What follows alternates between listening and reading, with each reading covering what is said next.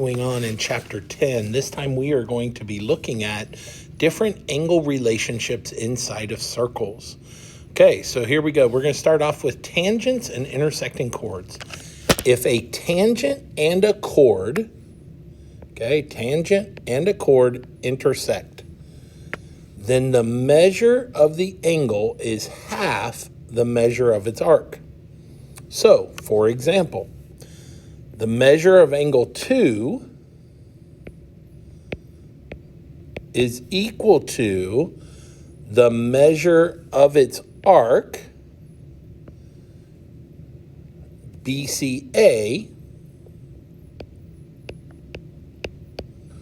divided by 2, or half that.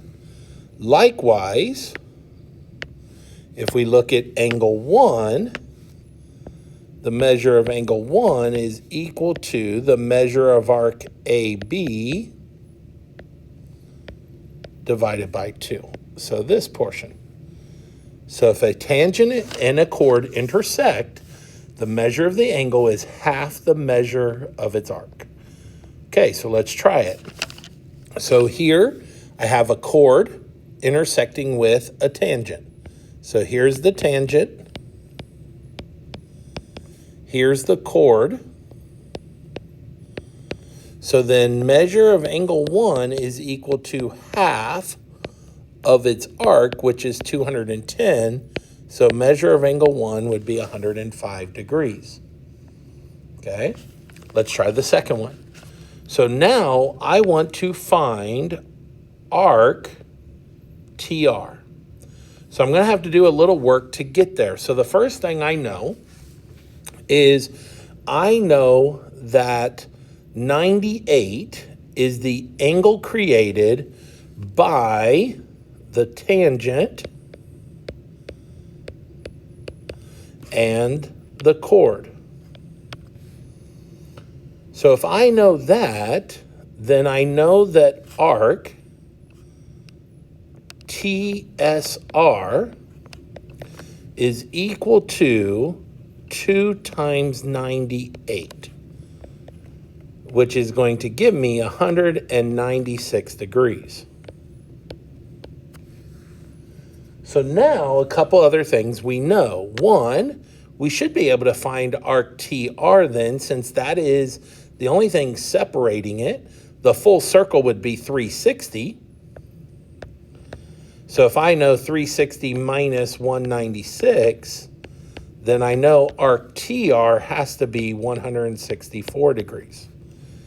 I can also find it by looking for angle RT there, or T, angle T. And I know those two angles have to add up to 180.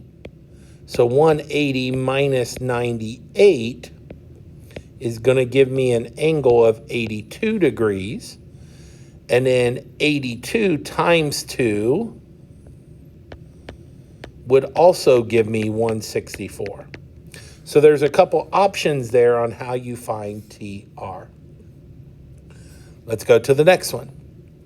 Angles inside the circle theorem. If two chords intersect in a circle, then the measure of each angle is half the sum, remember sum means addition, of its vertical angles arcs. So when I'm looking at this, to find the measure of angle 1, I'm going to take arc AB, arc DC, add them together, divide by 2. To find angle 2, I'm going to take arc BC, AD, add them together, divide by 2. So let's try that. So here we go. If I want to find X, then its vertical angles, arcs, would be here and here. So JM and KL.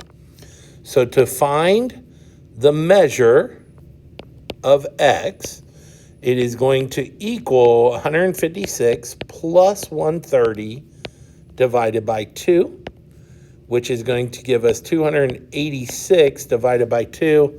So x must equal 143 degrees. Okay, here on the second one, I know that this arc AD and this arc BC opens to those two vertical angles. So what then I know is I know that 72 is equal to 95 plus 7y divided by 2.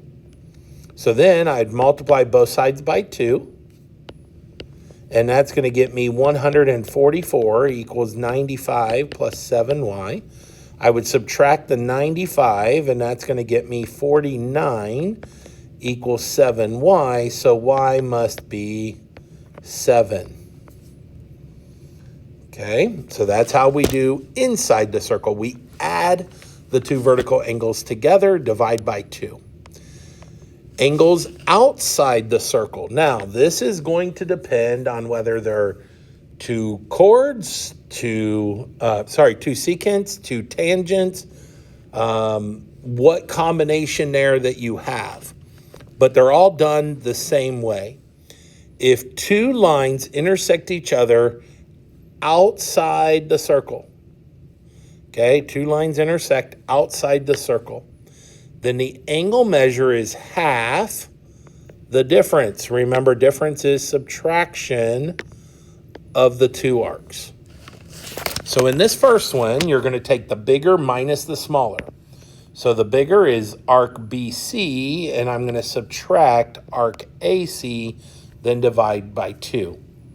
In the second one, I'm going to take arc PQR, subtract PR, divide by 2. In the third one, I'm going to take XY minus arc WZ and divide by 2, and that will give me the 3. So the first one is a secant and a tangent. The second one is two tangents, and the third one is two secants. So remember that when you do this, you have to make sure that your angle is equal to the big arc minus the small arc divided by 2. Don't go in the reverse, because that will end up giving you a negative measurement. So you want to go the big arc minus the small, divide by 2. All right, so let's try it then. So my angle, 40, is equal to the big arc, 7x, minus the small arc, 3x, divided by 2. Now to solve this, I'm going to multiply both sides by 2. That's going to get me 80 is equal to 4x. Divide by the 4, x would have to be 20 there. Okay. On the second one, we need to do a little math before we can do this. We need to know what is the arc of the big one there. So if the small one is 135, we would take 360 minus 135, and that's going to give us an arc of 225. So therefore, x, the angle, is equal to 225 minus 135 divided by 2. So x is equal to 90 divided by 2, which is 45 degrees. Okay? Let's try another one. Angles outside the circle. So you'll notice this one has a lot of expressions in it, not as many just straight up numbers. We still can do it though. So when we look at this, we know here's the big arc, we know here's the small arc, and we know here is the angle. So we set it up the exact same way. So what we're going to start off is we're going to go the angle, 2x plus 16, is equal to the big arc, 13x minus 11, minus the small arc,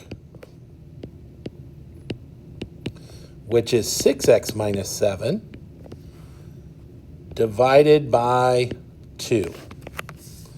So now, remember, we carry that negative through. So that's going to get me 2x plus 16 is equal to 13x minus 6x gives me 7x. Negative 11 plus 7 gives me a negative 4 divided by 2. Now, I don't want to divide this side by 2 because 7 can't divide evenly. I don't want to introduce a fraction. So instead, I'm going to multiply by 2, but remember, you got to distribute it to the whole thing. So that's going to go 4x plus 32 equals 7x minus 4. Then we minus the 4x, so 32 equals 3x minus 4. We add the 4, so 36 equals 3x. Divide by the 3, and x will equal 12.